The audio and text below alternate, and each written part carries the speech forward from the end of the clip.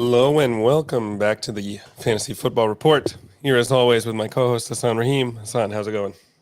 Living the dream. Super excited for a guest here, man. Really happy to have you back on the repo. Yes, he needs no introduction.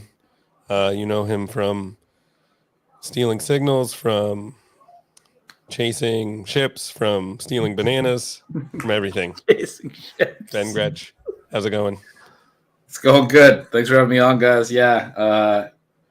Stealing Bananas listeners will know that Siegel's on vacay right now. So we've been doing the Sunday night shows. I figured when Hasan asked, I might as well pop in and chat with you guys. Although you guys have the worst time slot, I got to say.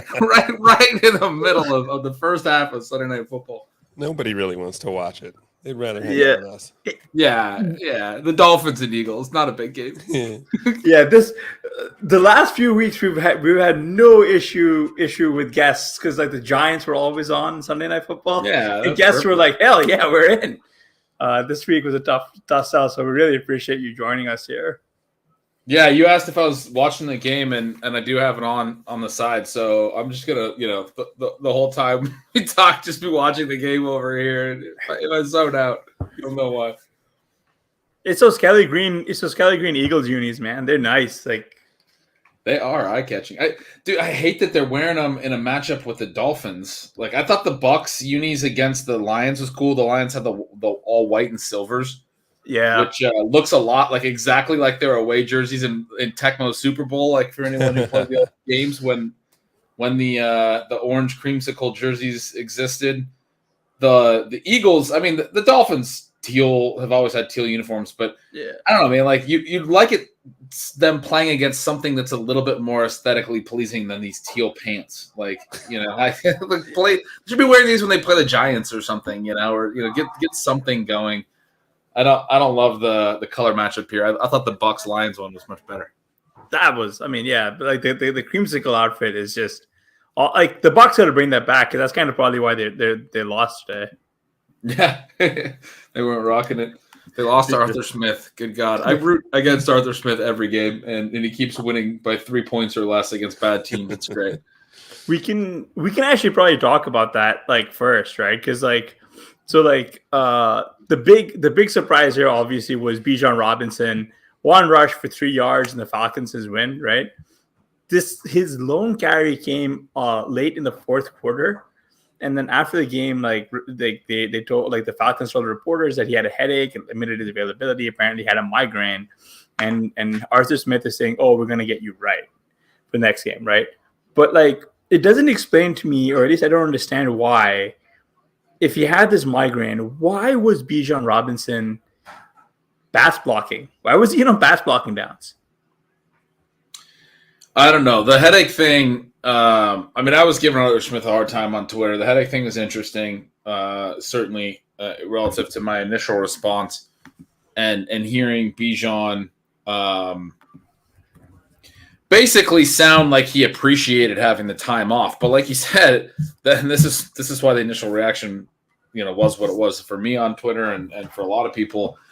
Why are they playing him even in limited? It is incredibly hard to understand. The rumor with Arthur Smith has always been that his guys like him. And it's quite possible that it's stuff like this where he really doesn't care about the injury reporting or how it comes across. He really doesn't care about communicating it to anyone outside the building.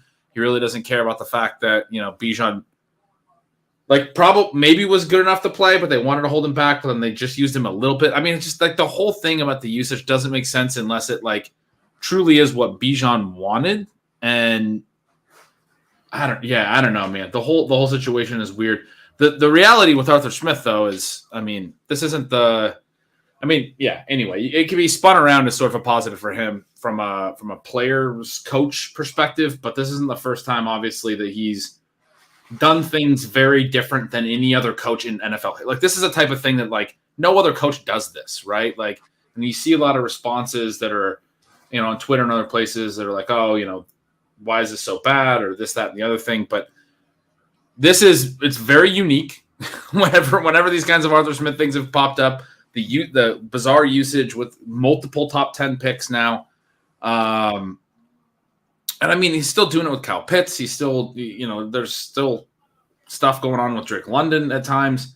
It's just, I don't know. I have a hard time with Arthur Smith. The other elements of it, obviously, of his whole background, comes trust fund kid, comes from, a really rich background and kind of acts like it with the media. Like he doesn't care what people's perspectives are, doesn't want to lead. Like somebody responded to me today on Twitter. I don't know if you ever listened to his press conferences, but he never lets a reporter finish a question. He's always like cutting them off before they even finish. He's constantly talking to them like they're idiots. And then also you got the stuff with it, like multiple times last year and now this year that he doesn't care about fantasy football and the fantasy football community, takes shots at all the stuff that we do.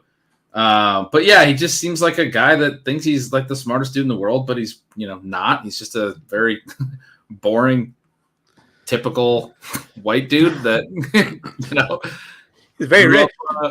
Grew up rich, and people think he's smarter than he is because he's confident and thinks he's smart. And anyway, it's funny because if he were doing like a lot of this kind of contrarian stuff, but still, at least putting London and Pitts in the game in a way that would help our fantasy teams, then we'd probably have a much different perspective on that kind of behavior, right? I mean, yes and no. There's an element to some of the things he does. See, part of the reason that I get annoyed is that some of the stuff he does is different, contrarian, whatever. People do defend him, and they're like, "You just don't really understand. You're kind of misunderstood." And there's a lot of people that are breaking down different stuff that he does offensively that's unique. And I'm sure there's things that he adds to stuff. I had somebody in my mentions today talking about how good he was in Tennessee. I mean, the thing with Tennessee, and I went back and looked at it in my reply to him because I've said this before. I've looked it up before, but he started as a quality control assistant. He became a tight ends coach for a lot of years. And then he was their OC for 2 years after Matt LaFleur got a head coaching job in Green Bay. He didn't install a whole new offense. They did an internal hire, and he just continued what they were already doing. I'm sure he added his own elements. The offense got a little better statistically at the same time as Derrick Henry was hitting his best seasons. So you also have that element. I do think Arthur Smith designs a good run game, but this idea that he was like some whiz kid in Tennessee is not really valid. I mean, he was just this internal hire. He had been there for like 10 years, and they promoted him after Matt LaFleur got a head coaching job. And then he gets a head coaching job after a couple decent years of coordinating Tennessee, and he hasn't really done anything in Atlanta. He's been 7-10 for 2 years. He's now 4-3 this year.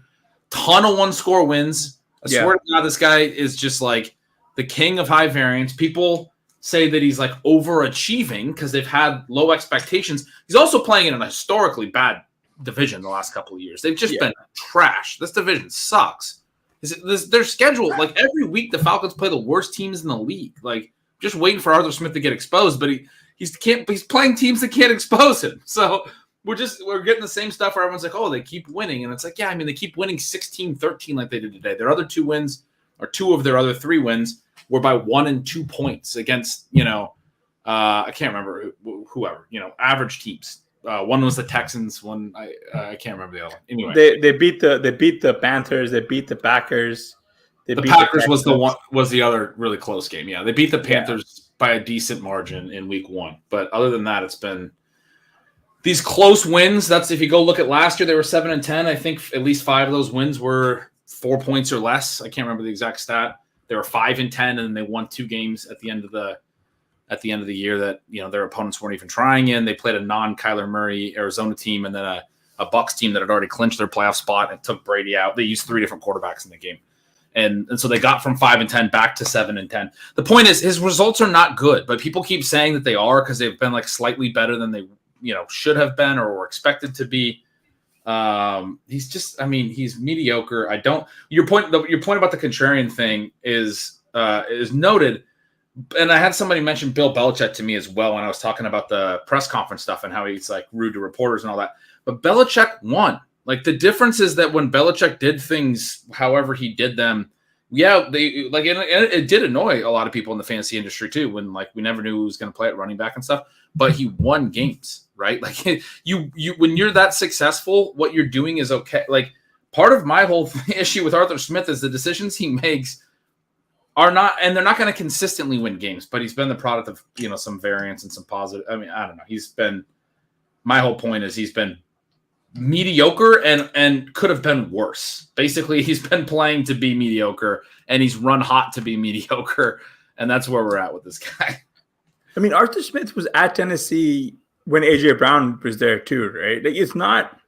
Yes, they were like, that's like the best version of their team. Yeah. Yeah. Like, it's not when Henry, he's trying to recreate that exact offense, right, with the Falcons. And the difference is when you have Henry, who's at the top of his game, and AJ Brown, who's at the top of his game, it's difficult to expect those kind of results year over year, especially when I think his overemphasis on establishing the run and trying to control the game via the run leads to these really suck out wins. You know what I mean? Yeah. Like today, if you're watching the game, Ritter did everything wrong, and they were lucky that the Buccaneers failed to capitalize at all. Right? Like every time the Bucs were in position to just run away with it, it seemed the Falcons got a lucky break their way. I mean, they were like, but the stuff you said about Ritter doing stuff wrong, he fumbled twice at the goal line, once out of bounds, out of the end zone for a touchback, once just fumbled the snap. Both were turnovers. I mean, that stuff's not on Arthur Smith. Like, I mean, I think that's an argument they could have won by more than 3 today, right? But you just mentioned that Titans. I just looked it up. AJ Brown was a rookie in Arthur Smith's first year. And that was when we had to wait until week 10, even though AJ Brown was his first career game, he had a 100-yard game on 25 snaps. I remember that, yeah. And then he had 94 yards and 2 touchdowns a couple weeks later on 26 snaps. I think we had to wait until week 10 for him to actually play in full. And then I think he was wide receiver 2 over the final 6 games that year. It was nuts. Another great example. It wasn't until you said that I went and looked at it that I realized that, oh man, he was there. He was the OC for AJ Brown's rookie year. Another great example of him not using his talent. I mean, it's just I don't know. Maybe Bijan isn't ready. Maybe Bijan had a really bad headache.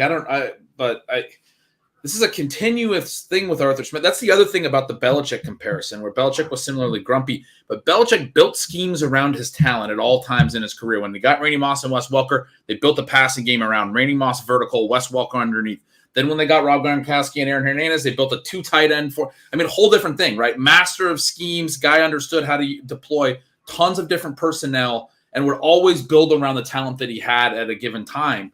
Different run heavy offenses at different times throughout Belichick's career as well. It's a very consistent thing about him was that he used talent correctly, and on defense too. Would always build schemes around their defensive talent where they had, whether it was the secondary defensive line, whatever. And he would always have these great defensive game plans and different schemes. And Arthur Smith, it's so clear, has one scheme and wants everybody, you know what I mean? He just wants everything to fit into what he wants them to be. He is loving using Jonnu Smith. He lined him up out wide and ran him on a slant. He had Jonnu Smith back in Tennessee and got a lot out of Jonnu Smith in Tennessee. He just freaking loves this big tight end, and he doesn't clearly love this other big, athletic tight end, Kyle Pitts, that, maybe he's more of a wide receiver, but he doesn't find ways to use him. Jonnu Smith, more traditional tight end. God, he just freaking loves having him back in the fold. Did you catch that Pitts catch today? The one where he went behind the back? He had another. Yeah, I mean, he's made multiple really good plays all year. That was a really nice catch. He had one way back in week 1, double coverage. He had another one that was a low, crappy throw today that he scooped up off the turf, but then ended up not being able to corral it. It went incomplete. But he probably shouldn't even got his hands under it. He's a very smooth receiver of the football. This is the part that tilts me the most about the Arthur Smith stuff, and I keep carrying on about it. I know we got other topics to hit on, but it's that the players, I feel deserve better. Now, again, this is not a take that really fits the Bijan Robinson stuff from today after Bijan came out and defended Arthur Smith's decisions after the game. So I do have to kind of back off on that a little bit. But the stuff on the Pitts and everything, Pitts gets so much crap as a bust, and he's crappy and he sucks all over social media. These guys search their names. They have to read this stuff. This guy's a 22-year-old youngster who has to read all this stuff about how terrible he is, and he's actually really fucking good. Excuse me, we can't say that on RotoViz Radio. He's very good. We're doing the live stream here. I think I'm on ship chasing right now, but he's really talented. He makes an incredible catch today, but he doesn't get to show off his talent. And that's frustrating for me as a fan. I can't imagine what it's like for Kyle Pitts as a human being who works his butt off, gets himself ready. And if you listen to that dude in any interviews and stuff, he's super humble. Like I had someone else in my mentions today being like, I can't believe we haven't had any of these guys like calling him out publicly. But I think Pitts, London, Bijan, they're all on their first contracts. They're all young dudes. And everything I've heard from all of them as well is they're all very well-spoken, like very humble dudes, like grounded. They just want to work and earn their coach's respect. Like a lot of players do. Not every player is out there to call people out. Like I'm not gonna call out my head coach. Like I would just never do that. But they've also, like, throughout their careers, been able, in high school and college and stuff, been able to work hard and have their talent show enough that their coaches are going to use them. This is the first point in their lives probably where no matter how hard they work, their coach is like not interested in actually featuring them. And it's not even just today with Bijan. Like it's been that way for most of the season. They haven't used him as much and as effectively as they probably could. And it's, I mean, a huge part of it is Arthur Smith wants, I mean, Pete Overzet had the best tweet today where he was like, he's like a GPP player that wants to nail the sleepers and yeah, I'm going to gal brain off of the chalk and I'm going to play Scotty Miller and Jonnu Smith and Cordero Patterson instead of the chalk Bijan Robinson and Kyle Pitts and Drake London. And like that's exactly like he wants somebody to pat him on the back and be like, dude, you nailed it. You nailed it. Your scheme was so good. You are the man. Wow, you crushed it this week. It's like that's not how you win in the NFL. You need talented players. I think the lack of veteran, like veteran non-Arthur Smith hires and the offense is probably what's preventing, some of these second and third year players being able to publicly call them out, if that makes sense, right? Like you said, like everyone who's like an offensive star, like a star on offense in Atlanta, is on their first contract. Like what can they do? Yeah, right? Like these people aren't calling people out. First, like rookies in their first contracts rarely are ever doing that. It's what's really funny is like the NFL is promoting, like, I mean, if you were watching Red Zone, couldn't go a minute today without hearing National Tight Ends Day, right? And if you pull up like the National Tight Ends Day tweet on the NFL Twitter, it features Kyle Pitts, right? It features Kyle Pitts. Like the NFL itself believes Kyle Pitts to be a star of the position. And meanwhile, you got Arthur Smith who's galbraining himself into Michael Pruitt. It's just so frustrating watching. Just like I think. Well, the really funny thing is Kyle Pitts isn't even a tight end. I mean, he doesn't play in line. Like he plays in line like a fifth of his snaps. He's pass blocked, I think, on one snap going into this week. On the season, he's pass blocked of the like 24 or whatever tight ends that had run X amount of routes. When I looked at this the other day, like that was dead last. And Jonnu Smith was like fifth out of the 24 because he's actually playing tight end. And so they keep him into pass block some. They're playing different positions. It's because that explains why Arthur Smith doesn't like him, I guess.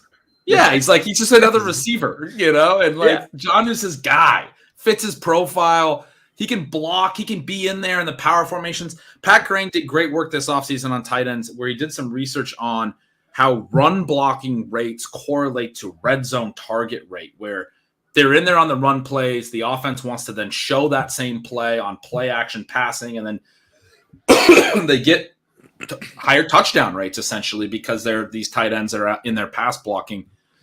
Pitts is a great example. I was watching a lot today. You don't see Pitts on the field in the red zone, which is great. I mean, just a size, speed, athletic freak. You wouldn't want him in small space, no, not at all. No way to use him. But who we can use is Jonnu Smith, who's this traditional tight end that he loves. That he is in all the running packages that he has, and then when he wants to do a pass out of those packages, good old Jonnu Smith will be there for him. Sometimes, if you're lucky, you can see Kyle Pitts blocking 25 yards downfield for Tyler Algier. It's like seeing a blue moon. It's so frustrating. But we can move on to actually another tight end who was drafted in the first. Dalton Kincaid had a bit of a mini breakout today. He caught all 8 of his targets for 75 yards in the Bills' Week 7 loss to the Patriots. He came on strong after missing Week 6 because of a concussion. But he's still ceding a little bit of work here to Dawson Knox. But I think that's in my opinion, I think that's pretty much drawing to a close. Ben, I wanted to get your take here on Kincaid, where you might think he's gonna like his usage going forward after this, and just sort of where you're gonna rank him rest of the season. Yeah, I mean, he's one I want to see like the routes on and dig into the numbers, and I'll be doing all that for Stealing Signals tomorrow. Knox caught a touchdown in this game, lost it to offensive pass interference. He's gotten a lot of targets in close this year. I don't actually ever really like end up digging into like red zone targets, but Knox has caught some short TDs and gotten others, and he's gotten a couple that have been negated by penalty, like the TD today to an offensive pass interference that was like a pick play. But they do like to use Knox in close, is my point. This is not really a Pitts-Jonnu thing in my mind. They do a lot of 2 tight end sets, but like they're both playing tight end. I mean, Kincaid is playing a lot of slot, and we've talked about that, but I do think like these guys steal from. I thought going into the year they might be playing like pretty different positions. They do steal from each other a little bit. Their routes, if you look at their game by game like route percentages, they've worked inverse of each other. Like when Kincaid got banged up, then Knox spiked, and when Kincaid earlier spiked, Knox fell off. And so they are kind of there is some push and pull here. Like the points with Pitts and Johnny were like these guys' routes are both like 75% on dropbacks consistently. They're not like working against each other because they're playing different positions, like legit. Oh, AJ Brown touchdown. Sorry. Oh boy, watching the game while I'm chatting about Dalton Kincaid. But no, the red zone stuff is key for me because Dawson Knox has been playing in there a lot. I want to dig into that a little bit more. I want to dig into his usage a little bit more. But no, like you said, I mean, it's felt like a little bit of a mini breakout today. He gets the 8 targets. It wasn't a game where Josh Allen threw 41 times. Diggs had 12 targets. Think about target share, not necessarily. I mean, it's basically a slightly under 20% target share, right? Like 8 targets on 41 pass attempts. It's not quite as exciting from that perspective. Very efficient, which we like, but also like when you think about a breakout, if he catches all 8 of his targets for 75 yards, it's not going to do that every single week. Obviously, we know that. So yeah, I mean, I'm in on him. I'm still a little bit concerned. I would say in terms of like where I would rank him rest of season.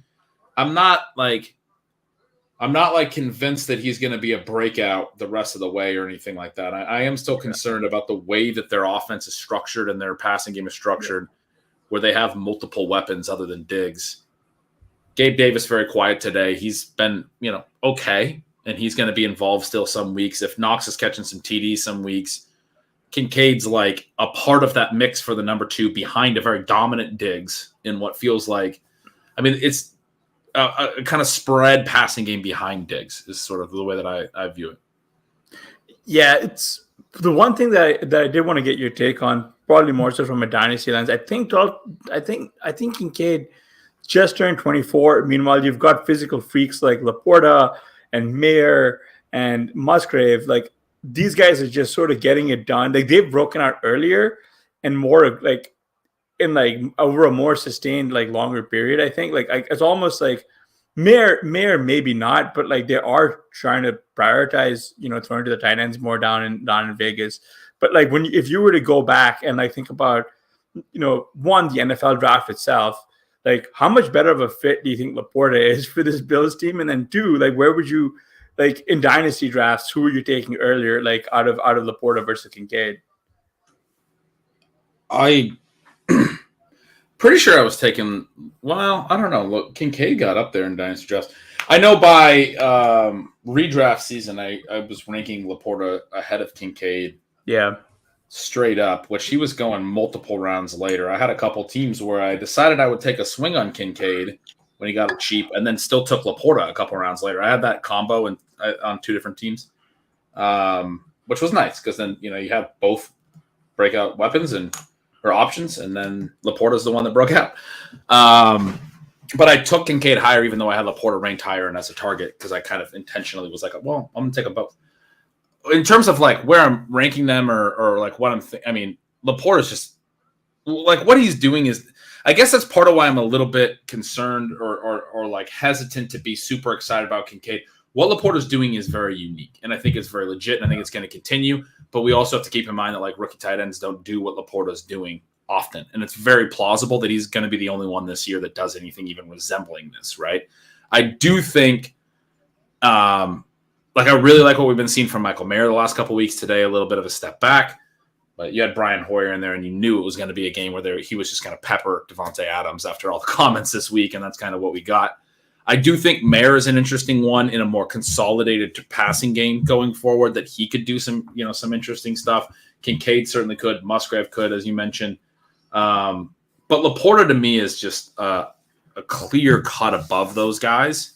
And I mean, I think in terms of dynasty going forward, like Laporta's.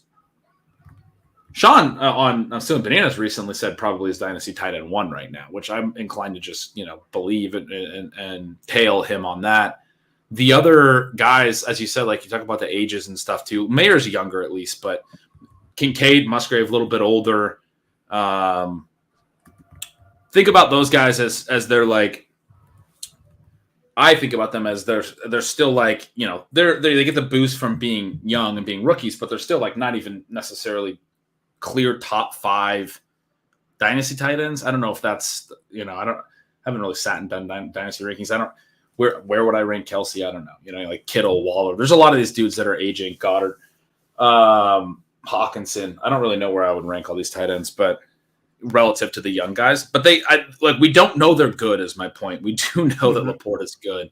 I feel like this is going to wind up being a really good tight end class. They all look pretty strong, right? But the other ones might not have anywhere close to the production that Laporta has sustained already.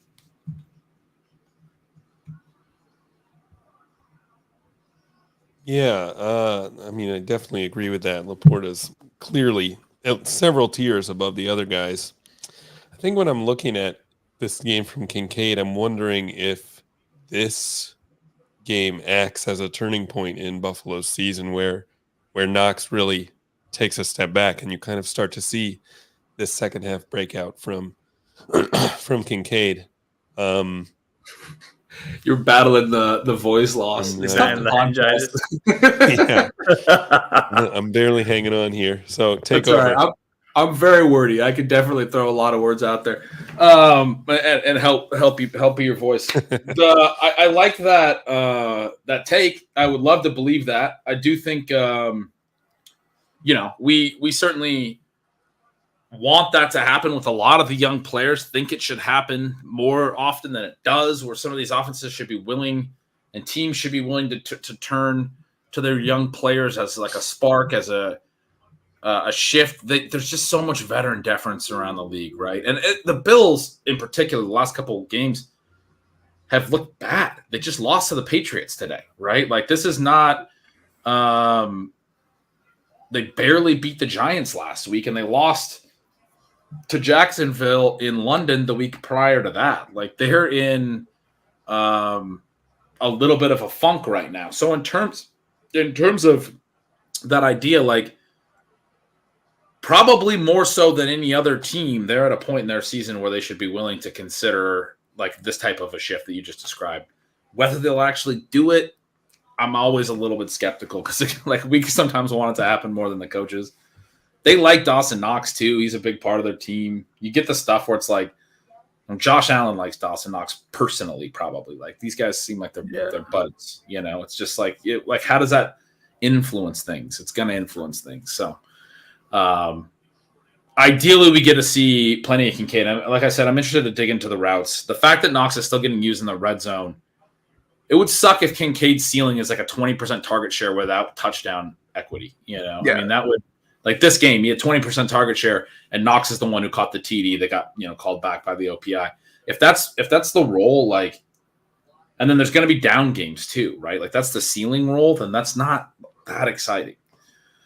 No, it's especially not when on National Tight End Day we had like Kelsey just go absolutely ham. We had Mark Andrews go absolutely ham. Right. And those guys were going in premium prices anyway. But even Waller went off today. You know what I mean? Like Waller was going in a similar ish range to Kincaid. At that point, if that's kind of like you were saying, like your ceiling, like what are you? It's fine if you find him on I've been in some shallowish leagues where he's actually on waivers right now. So like I'm not too worried, but I've been rolling with Kyle Pitts, for example, right? Like I'm not dropping, like I'm not in any rush to drop Pitts for Kincaid if that's like what people are thinking or like looking to really stream. But like, again, like to your point, it's just not a particularly exciting role to have, especially because he's not making a difference for you at the DE spot. He's a really good filler in, right? But like if you're spending that, where is he going? Like the 8th, 9th round, right? Like if you're spending that kind of premium pick, like you're missing out on all of the breakouts and all the good quarterbacks and everything. So like I don't know how you make up that ground now. Yeah, in hindsight, it doesn't look great. I mean, you're either just playing him, like you said, or you're in some leagues, like I said, like where I have like Kincaid and Laporta, I'm just sitting him on my bench until we see what happens. I'd prefer to not be playing him every week, is I guess the short answer to everything else I just said, even though he just had an 8-catch game. At the same time, that could change quickly. I mean, that could change quickly with the routes and the stuff like Blair just described. They could be at a juncture right now where like we start to see that really establish and Knox kind of go away. And that would be exciting. We would have to jump on that quick. I mean, you'd want to be on that quick. Speaking of guys where we might be on a juncture, we could talk about Kincaid for a long time, but I want to move on to a guy I've been kind of surprisingly high on. Josh Downs caught 5 of 6 targets for 125 yards and a touchdown. Is this the turning point for Downs where he becomes Colts wide receiver 1?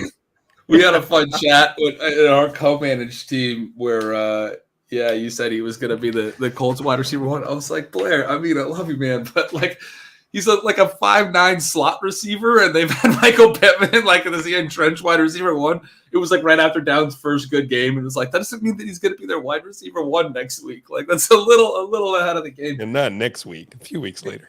A few weeks later, though. Yeah. Now we're here, right? He had a great game today. Had the long touchdown early. Continued to make some big plays and big moments. Really exciting game today between the Browns and Colts. Watson goes out early. PJ Walker plays for the Browns. You get Gardner Minshew on the other side, and you get a 39-38 game in a season where, I mean, we're lucky to get 39 or 38 total points in most of the other games. So it was quite exciting, a back and forth affair. The whole deal late, with the Browns able to score and win. With like 15 seconds left, Kareem Hunt scores on 4th down. That bad PI call late, but great game regardless. But anyway, Downs winds up 125 yards TD, like you said. The TD was a 59-yard TD. Kind of gets forgotten about by the defense. Gets wide open, catches a pass, takes off. Not really the most exciting play in the world. I would say the other 4 catches for 66 yards, if I'm doing my math correctly, were like more exciting even. Well, I mean, not more exciting. The 59-yard TD was very exciting. It was sweet to watch that. We have him in a main event starting lineup. So I was like, yeah, sweet. That hit right away. But the other catches were, consistently a part of the offense, moving the ball, moving the chains, at least one key 3rd down, I want to say, and if not a 4th down. I mean, like a big spot, a couple big spots where Minshew went to him. Minshew's a low ADOT passer. Yeah. They went through 23 passes in today's game. They ran 40 times. Like Jonathan Taylor and Zach Moss both got 18 carries. But Minshew will have games where he throws a lot, I think. Like Steichen likes to play up-tempo. It's tough to do against the Browns, right? It's tough to have like a really aggressive passing, attacking. I think Steichen's a really good coach. Like this is a great example of it. He gets a 300-yard passing game out of Minshew on 23 attempts while running heavily against no quarterback against the Browns this year has done anything. Burrow's looked bad at times, but they made Burrow look horrible. They made Purdy look horrible. Everyone was questioning whether the Purdy hype was bad. Everyone who's played the Browns has had a really hard time. Obviously, their pass rush is incredible, but their defense in general is very, very good. And Gardner Minshew is the quarterback that ends up looking leaps and bounds ahead of all of those guys by comparison. And again, hats off to Steichen for that. But Downs really fits with Minshew well. Low ADOT guy, chain mover. He was a great slot receiver in college, very productive in that role. I was impressed by a little bit of the after the catch stuff. Like he caught a slant today and like kind of ran through an arm tackle. He's a small dude, but he's like he played like kind of physically after the catch today that I thought was cool. But no, yeah, I mean, I think this is I think long surpassed Alec Pierce as the number 2, and he continues to establish that. And I think what you're looking at is like the potential in this offense. They're going to play with pace. Like Steichen's smart. They're going to have games where Minshew throws 40 passes. The potential for Downs to be sort of the other guy with Pittman, and maybe on par with Pittman. Maybe ahead of Pittman if you're doing Blair's rankings. He did have one more target today. Pittman had the long 75-yard TD late that was pretty impressive in his own right, but he only had 2 catches on the game. Downs, though, I think, you got to think going forward, like he's the other guy with Pittman.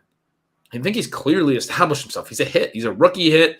He's a guy pre-draft before we knew landing spot and all that stuff. When we were doing like pre-draft rookie drafts, we're taking him like late first, 1-2 turn. He looked, and then he fell a little bit because he fell a little in the real draft and didn't necessarily have the right fit with Anthony Richardson and everything. But a guy whose profile just purely, pre-draft had him as a potential 1-2 turn, maybe wide receiver 5 in the class. Like definitely not top tier, but not far down behind it.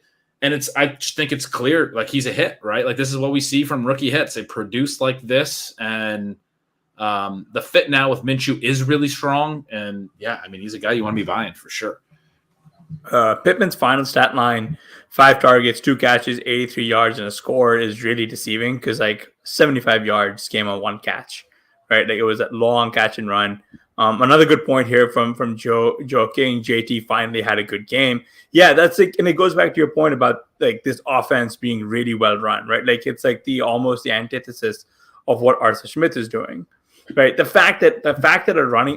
We know JT is talented, right? We know that he's talented, but the fact that they got this much going against a ridiculously good run defense. Yep. He rushed 18 times for 75 yards and a score, 3 catches for 45 yards. Moss was also productive, right? Like the fact that they were able to do all of this with no Anthony Richardson, is just it kind of boggles the mind, right? Because like you would consider Minshew to be like not even anywhere near Purdy's caliber, and yet they kind of outplayed them, right? Like in a sense, right? Like yeah, which I think you got to give a lot of credit to Steichen in the design. But I'm right there with you. Like Minshew's, not in that caliber, not in the caliber of a lot of the other guys. And to your point on Taylor, I wrote last week in Stealing Signals, Taylor had one big play, 40-yard reception. He had 5 catches for 46 yards. So he otherwise had 4 receptions for 6 yards, and he had 8 carries for 19 yards. He otherwise did nothing. He had 12 catches for 25 yards.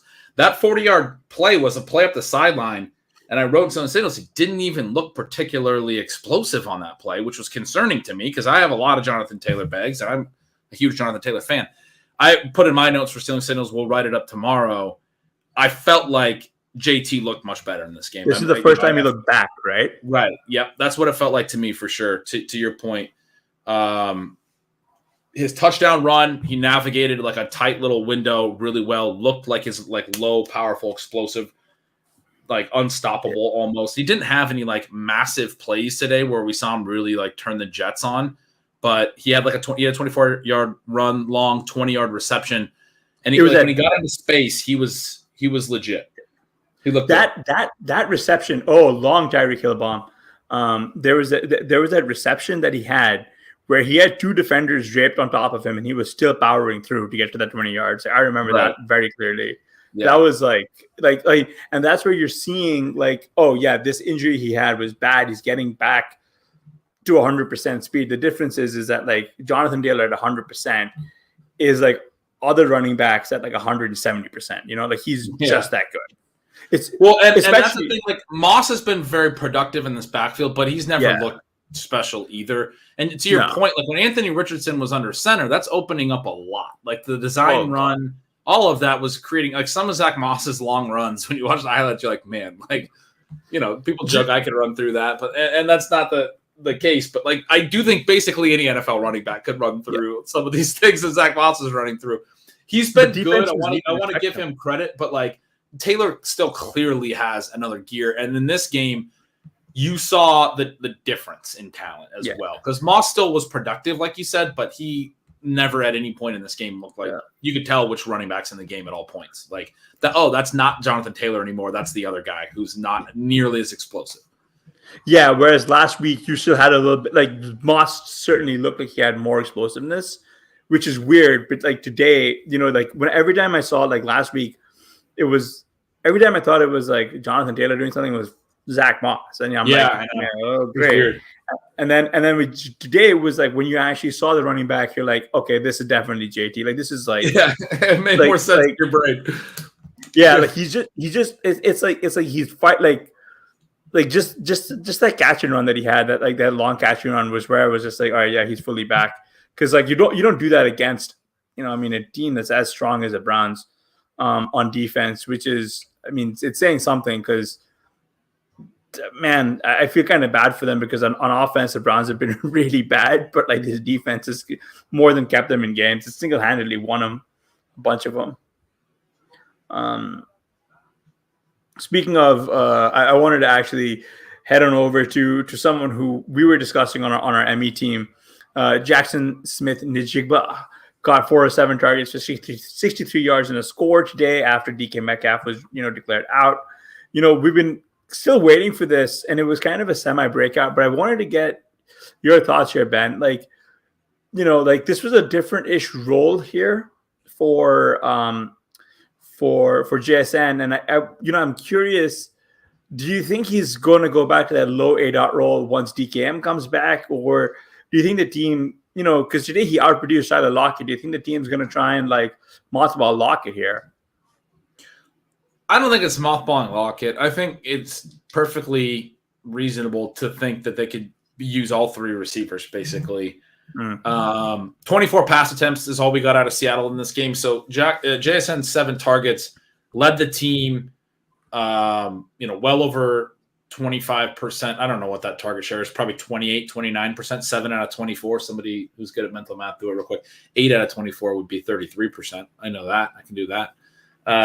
6 out of 24 would be 25%. So it's in between those two numbers. Anyway, high 20s. That's a strong target share. It's a low volume. That's why we look at target share, right? Like they only throw 24 passes in a pretty comfortable win against the Cardinals and in a game where they establish Kenneth Walker. They run the ball 26 times. They're leading. Seattle's going to do that against Arizona. Like that's just going to happen.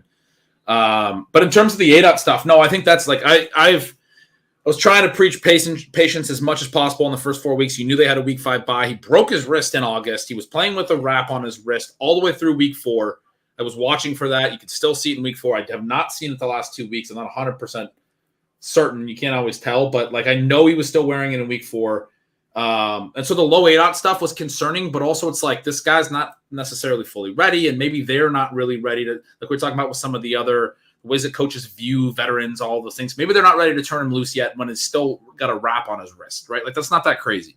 They come out of week 5 and week 6 in Cincinnati. He has a decent game. The ADOT goes up, and they had that play where he ran a leak and he's wide open. He came across the field and he's going up the other sideline, wide open. Geno's in a clean pocket for whatever reason, does not release it, ends up scrambling for a 10-yard gain. Should have been about a 30-yard touchdown. They end up having to kick a field goal, I think, on that drive, or they didn't score a TD. And they highlighted it after the game in the media availability. And I think on Monday morning, Pete Carroll in his interview was saying, yeah, we had to have that one. We had it in our back pocket. We were waiting to run that exact play, which is a positive because it was JSN running a route down the field that was a key play in their game plan. They were excited to go for the shot play at a certain point. It didn't hit. And then this week you have DK Metcalf. I kind of feel like part of the reason the reporting we got on Metcalf, which is the same injury he played through last week, some of the reporting was early on was like, hey, we might hold him out this week. It's probably because it's not been getting better and they want him to get better. But I also kind of feel like it was that Seattle wanted to get JSN going in a game they thought they could win anyway against Arizona. They tried to get him going last week. Like I said, they missed that one big play. Still has a decent game. But then this week, early in the game, they get into like that shot area and they do the same thing. Or not the same. It wasn't a leak play. But they do a downfield shot play to JSN where they get him wide open in the middle of the field. And I think pretty clearly we're like trying to get the ball to him. They get him an early touchdown. He has some other big plays. You wrote in the notes that you sent over to me, Hasan, that he had a drop on a late third down. I felt like, there was some contact with the defender on that play, a little bit outstretched, kind of he got his hands on it, but kind of a tough play. But they were going to him in some key spots for sure. I think that the high ADOT stuff is here to stay. Now that the wrist is probably healed through the bye week, it's been here the last 2 games. And the point I was making with the leak thing, his ADOT rose in week 5. It didn't rise as much as it would have if they would have went after that play. His production would have been higher, and his ADOT would have been higher because it was a downfield look. His ADOT, I think, today will also be higher. They've basically not done any of the behind the line of scrimmage stuff since the bye. These 2 games coming out of the bye. He's now just like running legit receiver routes. I don't know what his route share is in this game. I'm sure it's very high. Last week it was on par with DK and Lockett. They were all at 81%. Yeah. I think that's what we're going to see going forward. It's like all 3 of these guys playing 80% or running routes on 80% plus of the dropbacks, whereas JSN in the first 4 games was at like 65%. So now we're up 15 percentage points or something like that. And you're going to get these downfield looks. You're going to get him worked in. He looked really hyped as well. Like you see his body language. I mean, it seemed like, to me, reading the tea leaves, reading Pete Carroll talking about him in the press conferences all week, reading JSN's body language during the games, they've been talking about how he wants to get going. It seems like it's an internal thing with the team, with JSN, with all of it, that like they want to get him going. He wants to get going, and it's going to happen. Like he's their first round pick. They all know that he's very talented. I mean, whether this is the breakout game or it's been a little bit of a breakout few weeks or whatever, like we're on an upward trajectory. We just talked about AJ Brown's rookie season a little bit ago.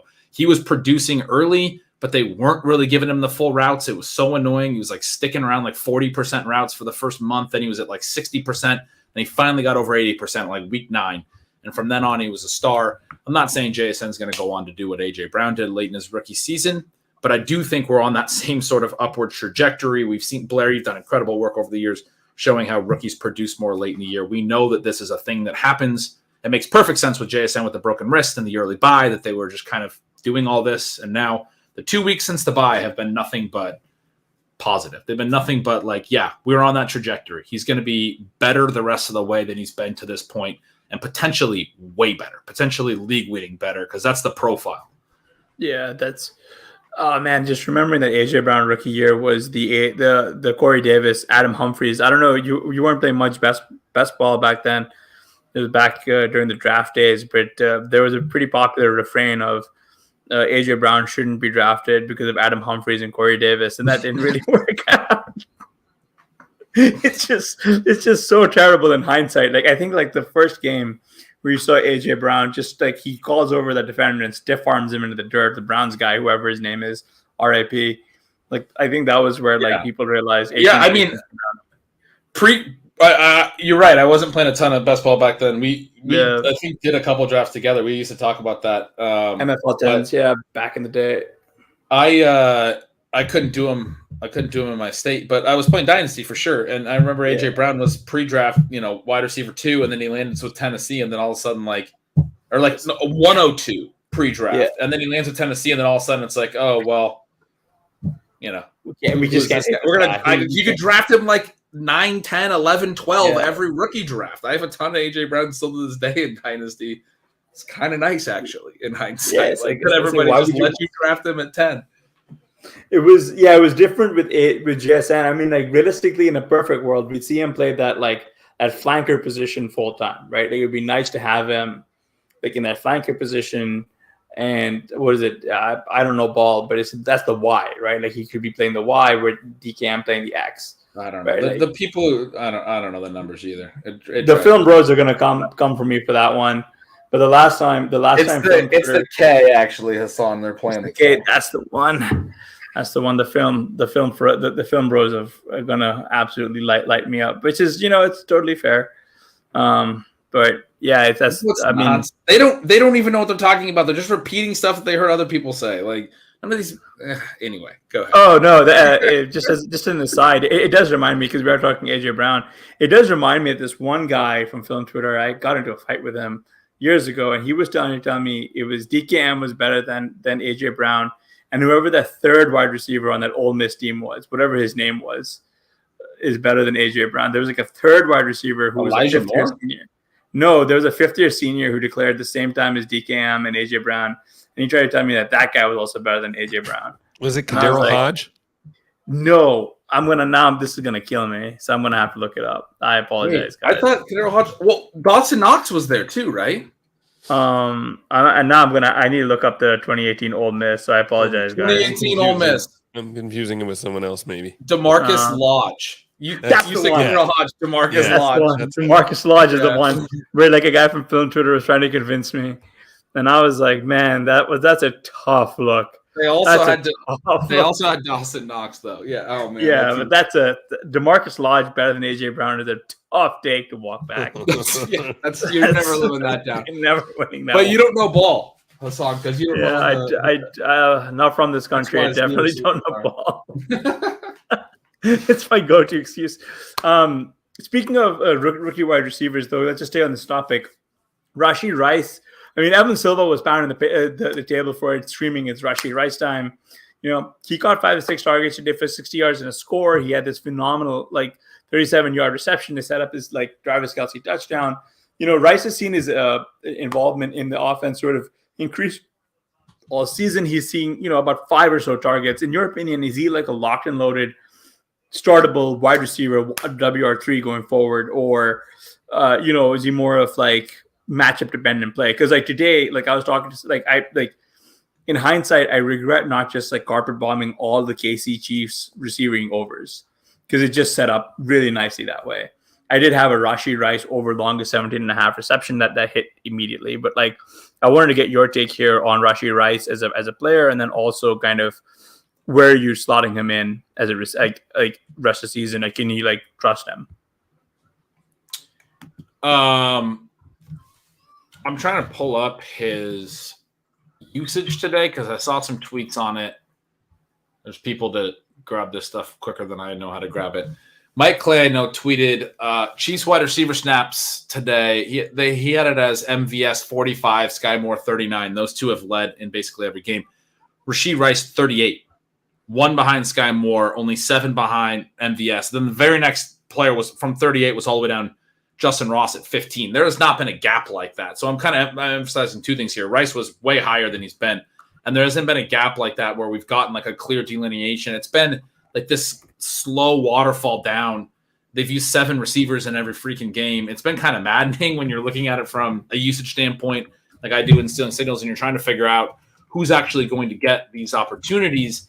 But Rice has been the one that, since basically week 1, that I've been saying is the guy that's going to probably wind up being the most valuable Kansas City wide receiver here. Mm-hmm. And I think what we saw in week 7 was that the route, for me, to answer your question about when he can be a locked and loaded player, he's been getting the targets and everything, but he's been getting the targets per route, but it's still been a really limited number of raw targets because the routes have still been very limited. And he's rocking a 30+% targets per route run. It's incredible. But if you're running so few routes that even with a 30+% targets per out run, you're only getting 6 targets or 5 targets in a lot of these games, that's where I'm I don't know if I can trust him every single week. And then he's very efficient on all of it because he's got Patrick Mahomes at quarterback. The efficiency is going to be there, but not for every receiver, but certainly for him. And he's looked very good. But yeah, had not had more than – what is it? Okay, he had 1 game with 7 targets, but not more than 5 targets in any game until this week today. And then the fact that he does it on a lot more routes, he's not so dependent on this astronomical targets per route run. There's actually meat left on the bone probably here in terms of this role and this number of routes where he could actually elevate now. I think he is sort of a locked and loaded wide receiver 3 the rest of the way. What I had been waiting for was the usage to back up. And again, Blair's shown this, right? The efficiency leads to the increased usage. We've been expecting this to come because he's been so efficient. It finally came. They finally because I was a little concerned that Andy Reid was just going to keep a rotation going the whole year, basically. But and MVS has a long TD today, but I tweeted out a joke that that TD was his 8th reception. He's played every game. In 7 games, he has 8 catches, and he's led the team in routes so far this year. This guy is averaging a catch per game. He's not even drawing volume. Sky Moore has not looked good. As much as a fan of his as I've been, Rashee Rice is the clear answer. And him getting up into, I don't know what percentage those snaps are or those routes are. I see a tweet from JJ Zachariason as well that mentions that Rice was 3rd on the team in routes, so behind only MVS and Travis Kelce. He was ahead of Sky Moore in routes. and it was clearly his season high there. I'll get my routes data later and write about this in Stealing Signals, but it sounds like that's the thing that I've wanted to see. Everything else is there for Rashee Rice so far. And then on top of it, everything else, his ability to draw targets and his ability to be efficient on those targets. On top of it, he adds another game on those routes, drawing volume and being efficient. 5 catches, 60 yards, and a TD on the 6 targets, as you mentioned. Incredible game. And I think clearly going forward, somebody that you can start.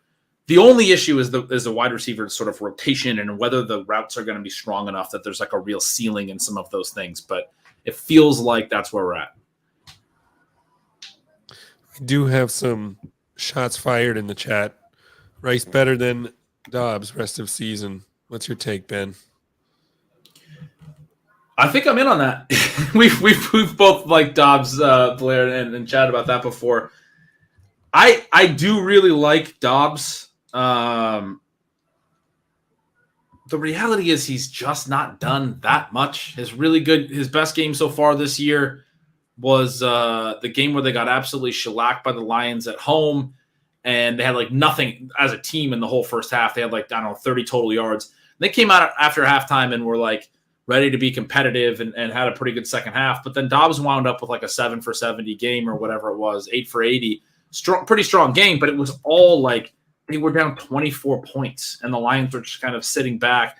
Like it was as garbage time gets. I mean, that's a phrase that is thrown around a little bit too much and maybe not used correctly all the time. But this was like very, their win percentage was very, very low. He was 9 for 95 that game. That was his best game.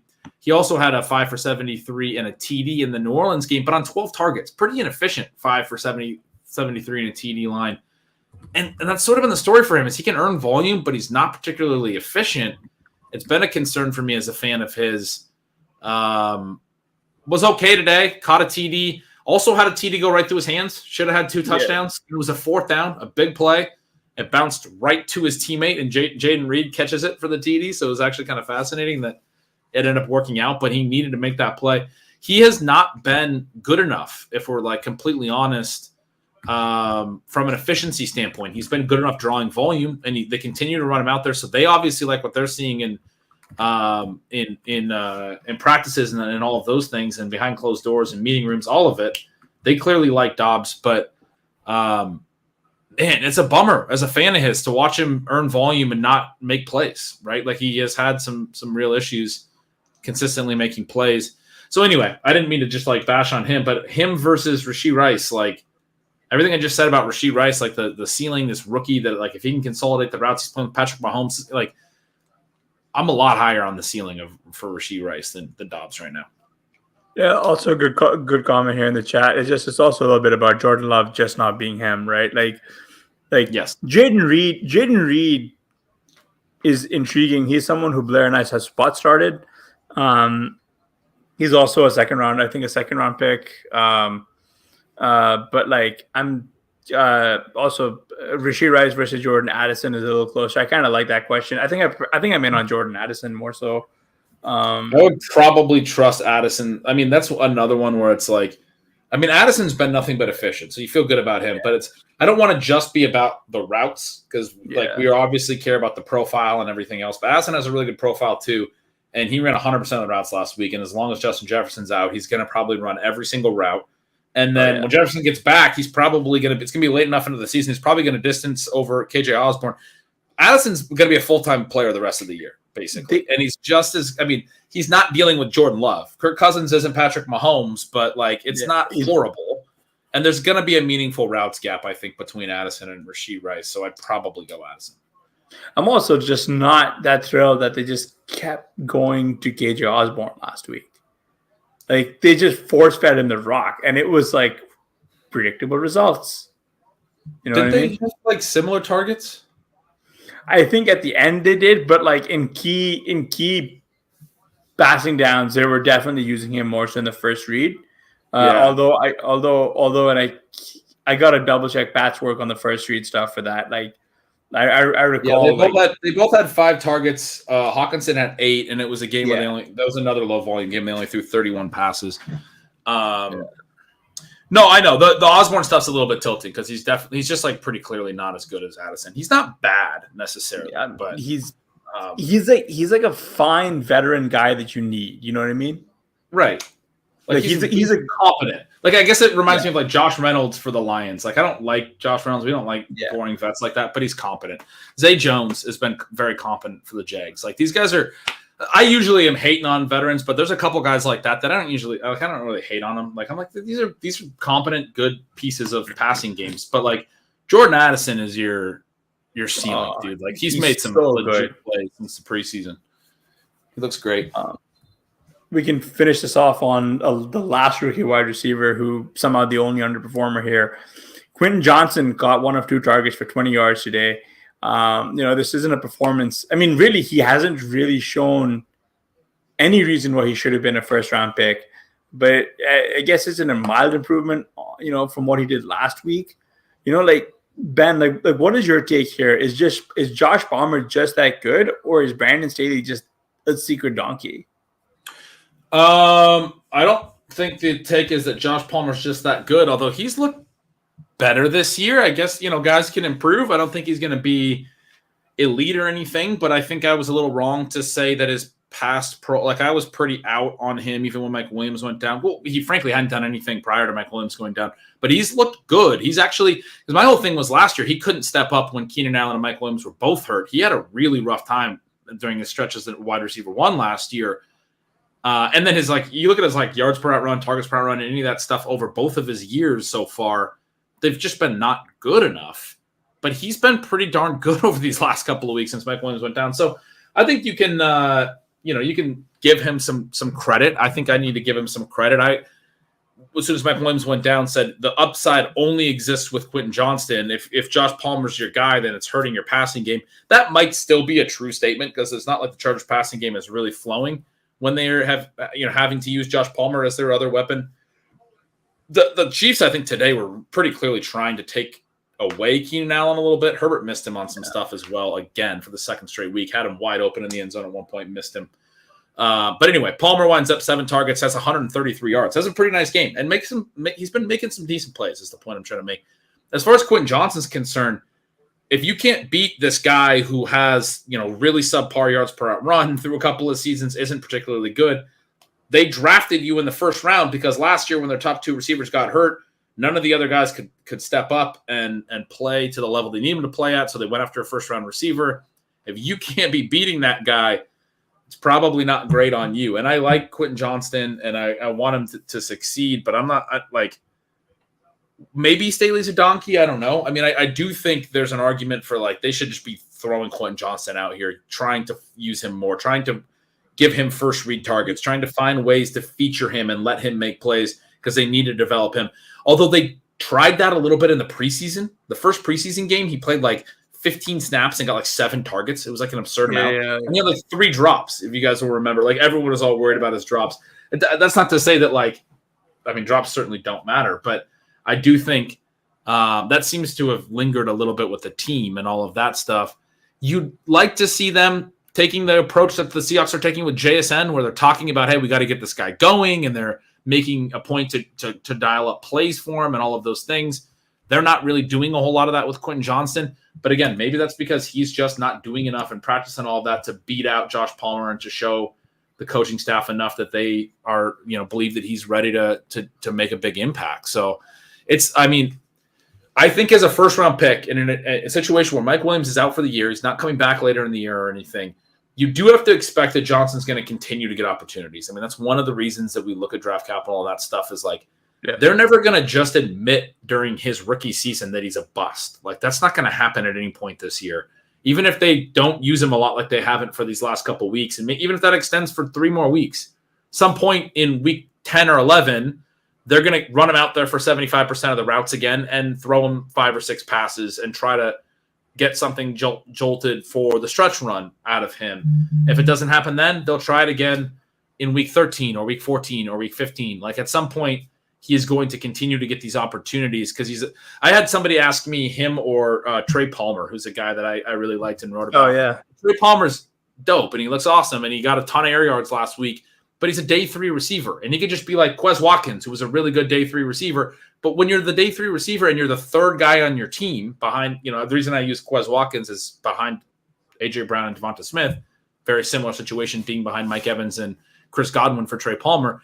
Like that might just be your rookie role. You're a day 3 receiver. That's good enough. The team doesn't feel the need to feature you over anyone. When you're Quentin Johnston, it's different. Like he's going to get more opportunities down the stretch. I don't know if that means you have to stash him necessarily. I mean, I think in deeper leagues, high stakes stuff, like I kind of want to stash him where he gets cut. I kind of thinking about trying to scoop him up if I need some wide receiver ceiling. But in like shallower home leagues and stuff, like I'm cutting Quentin Johnston at this point. It's not happening anytime soon, right? Like I still think it might happen is the point, but it's not happening right now, obviously. How long would you give him before you give up in even high stakes stuff or deeper leagues? I mean, I think it's situation dependent. I think we're there for certain rosters. If you're at a point where you need to win now, you maybe have enough upside receivers. Like some of our rosters, we have like 8 receivers, right? And that's our team. And we have Quentin Johnston with 8 receivers. Yeah. Oh yeah, we have him. We have like every rookie, like every receiver we've discussed. We have on that roster. That's a roster where I would be fine cutting him. Like we have Marvin Mims, right? We have JSN. We have all these dudes. We have all these dudes. Like we got enough dudes, and the other ones are progressing, and Quentin Johnston's not. Like I'd be okay cutting him and looking for some tight end upside or. What's that other position? I can't remember. I don't know. Another quarterback, maybe, or a kicker or a defense. One of those other positions. I'm sure I named all the positions. That's but, all the important ones, yeah. Something else, for the roster, because you can't just clog your whole team with these upside plays, and he's like the 4th of them. At the same time, like I have some teams where like I need wide receiver upside. There's not enough there. There's not enough depth there, and I'm hesitant. Like you can't find that. That's the point. That's why we draft the way we do. You can't find that on waivers. So I'm hesitant to give up on them on those types of teams. I'd like to see at least a couple more weeks. We know that these rookies sometimes get a bump post-bye, but they had a really early bye. So maybe they're just waiting a few more weeks. Maybe I thought it might happen this week, like a week after the bye. It didn't. Maybe it'll happen next week. Maybe it'll happen the week after. I don't know, but it seems like it's fairly rare for these first round guys to unless there's some kind of injury thing, which also is sometimes a red flag. It's pretty rare for them to take this long to even show anything to force the coaches to put them on the field, right? Yep. So this isn't like an AJ Brown situation where no, it's not. Where they're keeping him off the field despite him looking good. Right. That's right. I had somebody say to me, and I was trying, we were talking through it, and I was like, I don't know, maybe I'd keep waiting on him. I don't know. And this was the Quentin Johnston Trey Palmer conversation, and the person was a co-manager was trying to convince me on Trey Palmer, and I was like, I would still take Quentin Johnston, but it's like painfully getting closer, right? And he was like, his counter on Quentin Johnston, who he basically was like, I just don't even want to see him on our bench anymore. I want to cut him. Was at this stage, where was N'Keal Harry and his rookie? And it's like, man, yeah, you're right. Like that's what it's looking like. To Blair's point, it's not. We're not looking like we're on an AJ Brown trajectory. We're looking like we're on the trajectory of all the guys who never actually did anything. There's not a lot of dudes that did nothing to this stage and then had big games late. My main thing is just like I do think he's going to get more opportunities. Problem is he doesn't look like he's actually going to take a lot of advantage of those. So, yeah, I mean, if you need to cut him, I think he's very cuttable, right?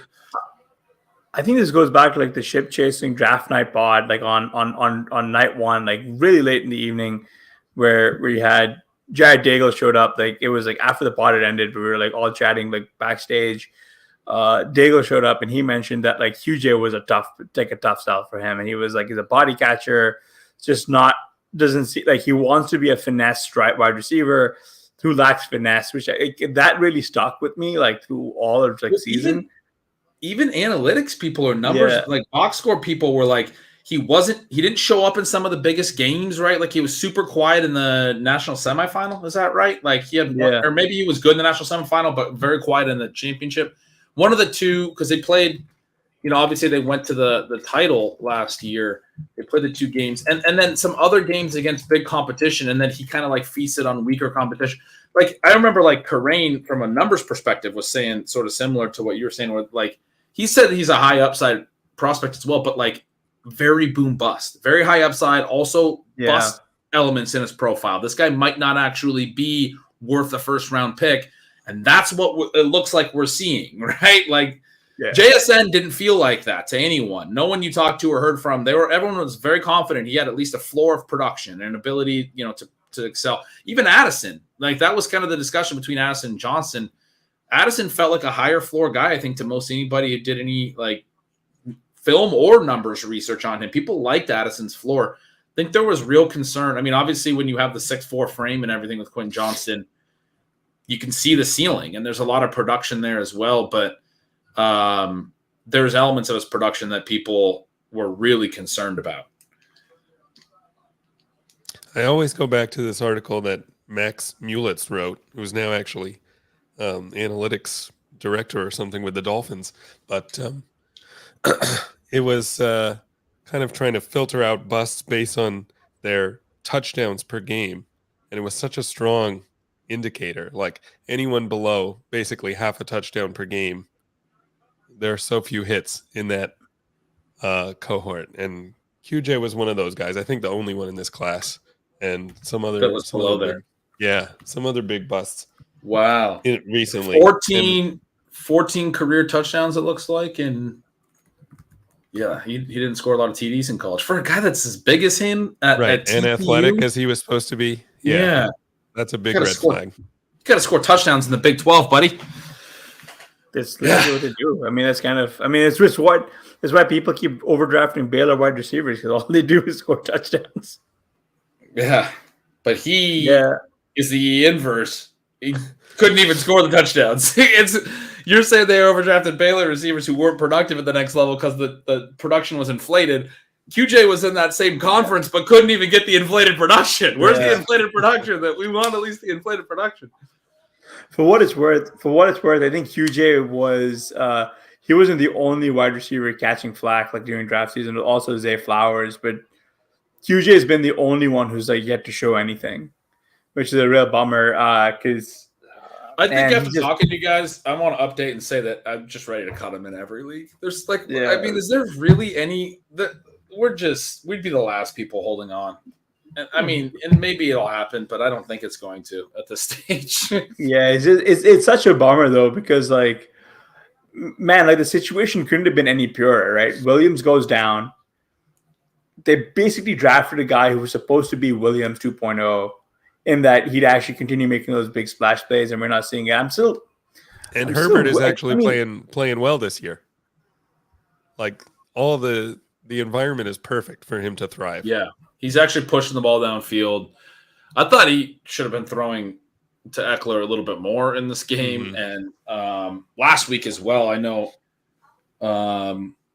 He threw an interception on targeting QJ that ended the game, and I think the Ringers, Benjamin Solak, who does really good X's and O stuff. So I always send some really sharp tweets. He's like, I don't know how this ball doesn't go to Eckler. And you can see why, because if you watch the play again, they're clearly in man coverage, and every defender goes with the receivers and clears out. And then Eckler's immediately, like he's not on a pass block, he immediately leaks through the line. And since all the defenders cleared out of the screen, if he does read that man coverage and dump it to Eckler, Eckler's got so much room to turn around and run. There's no like zone in front of him. He would have gained a ton of yardage, but Herbert's so locked into pushing it downfield right now that he's like, I got man coverage downfield. I'm going into that window. So I actually think he needs to be checking down a little bit more potentially, but I agree with you. Yeah. It's great to see him actually pushing it downfield, playing a little better that way. I'm willing to give QJ one more week, if only because they play against the Bears next week. And if you can't get anything going against the Bears, man, like it's over, right? Like that's your get right defense, and like if nothing's gonna happen there, then we're done. We're like dust. That makes sense. It's a good test. Hang on one more week and then drop him. Because he's not going to do anything. There's not a lot of confidence here. I do think it depends on the roster still. I will say that. And I mentioned like even adding him back to some teams. And it's teams where I'm like, I need something that has a potential to hit. I do still think it's possible. Well, I mean, okay, so one of the things when we talk about his production, we're talking about his profile in college. The thing that was really negative about it was that he would disappear from games and he would like have these really low games, but then you'd have really explosive games as well. I mean, it's possible, at least theoretically possible, that he's been this quiet so far because he is sort of like T. Higgins can be like that. You know, there's some dudes that can be like that. And then maybe we actually do see the 150-yard potential that he has, that he showed in college as well at some point this year. And maybe he's able to sustain it over a month. Like, who knows, you know, like, but that's the really rose-colored glasses thing. If you need receiver upside, if you have some, you know, we've had some injuries, whatever, like there are not a lot of guys that are like him. I would take Josh Downs over him. I would take any of those dudes over him, but those guys have been at it, right? Like where are you going? You know, where are you going to get? You're not going to find a lot of 6'4" first-round picks who have Justin Herbert at quarterback. There's inherent upside there. Like if it does work, even though it seems like it's it's not going to happen. There's definitely teams that need it. I mean, you need the upside, and you might as well just bring it in your bench, right? Like, at that point, you're like wasting nothing. Yeah.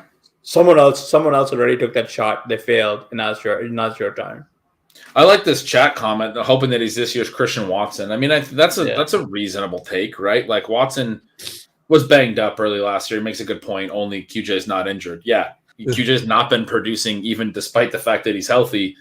But Watson had some struggles early too with drops and stuff, even when, you know, he was getting on the field. Maybe, right? Maybe the athleticism translates. All right. I think that'll wrap it up for us. Thanks for hanging out, everyone. Thanks so much to Ben for educating us all on why we should drop Quentin Johnston. And if you're not already subscribed, then please do that. Remember to do all the YouTube things, which I forgot and always forget. And we'll talk to you next week.